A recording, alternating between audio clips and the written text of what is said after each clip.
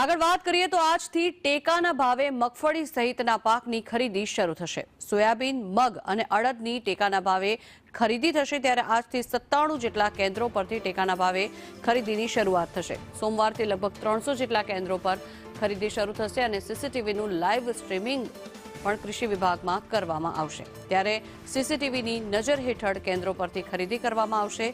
જો કે આ દરમિયાન ક્લાસ 1 અને 2ના અધિકારીઓ પણ કેન્દ્ર પર હાજર રહેશે। મગફળી, સોયાબીન અને મગની ખરીદીની શરૂઆત થશે, ત્યારે ખરીદી પ્રક્રિયાનું કૃષિ વિભાગમાં લાઈવ સ્ટ્રીમિંગ પણ કરવામાં આવશે। જો કે જે નુકસાન થયું છે પાકને, તેના બાદ હવે ટેકા પર ખેડૂતોનો આશરો છે, ત્યારે આજથી ટેકાના ભાવે ખરીદીની શરૂઆત થઈ છે। જે જગતના તાતને નુકસાન થયું છે કમોસમી વરસાદના કારણે, સરકારની સહાય બાદ તે લોકોએ રાહત અનુભવી છે।